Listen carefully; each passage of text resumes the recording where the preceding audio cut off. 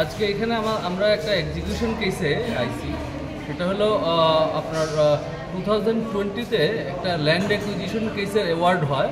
হ্যাঁ, তারপর government collector সেটার অ্যাওয়ার্ডের টাকা যে ডিক্রি হোল্ডার ওনাকে দেয় নাই, না দেওয়ার কারণে আবার এক্সিকিউশন ফাইল হয় 2021-এ।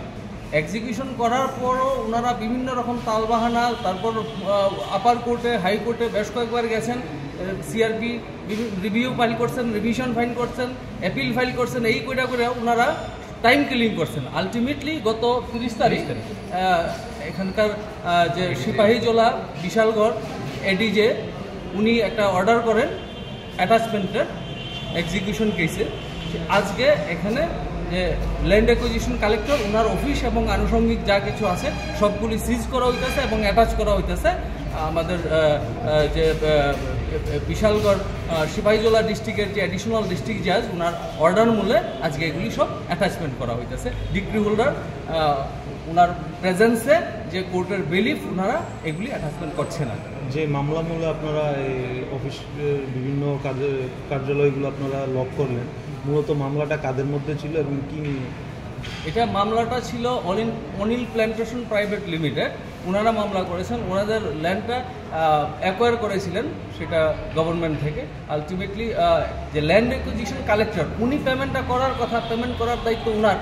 আর যে রিকোয়ারিং ডিপার্টমেন্ট, সেটা রিকোয়ারিং ডিপার্টমেন্ট থেকে উনি কীভাবে কালেক্ট করবেন সেটা ওনাদের ব্যাপার, সেটা দেখতে যাব না।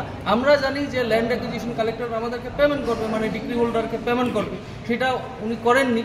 তো অনিল প্ল্যান্টেশন প্রাইভেট লিমিটেডকে যেহেতু পেমেন্ট করা হয়নি, সেই কারণে আজকে এই অ্যাটাচমেন্টটা চলছে। প্রপার্টিগুলি অ্যাটাচমেন্ট হয়ে গেছে অলরেডি, চেয়ার টেয়ার যা কিছু আছে মুভেবল প্রপার্টি এগুলি অ্যাটাচমেন্ট হয়ে গেছে, এখনও চলছে। পিএর রুমটা বাকি আছে, এটা চলছে এখন অ্যাটাচমেন্ট।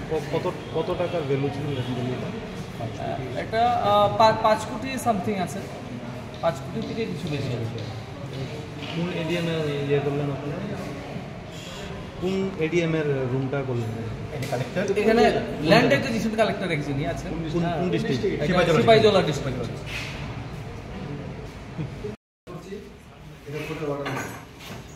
আমাদের সঙ্গে ডিগ্রি হোল্ডার আছে।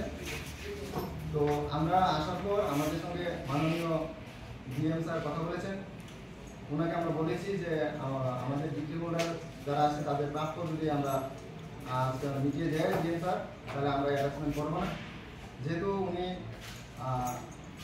ডিগ্রি হোল্ডারদের প্রাপ্য টাকা মিটিয়ে দিতে অক্ষমতা প্রকাশ করেছেন, তাই আমাদের বাধ্য হয়ে এই রুমটা এবং আশেপাশে ওনার পিএর রুম এইগুলো আমরা অ্যাটাচ করছি।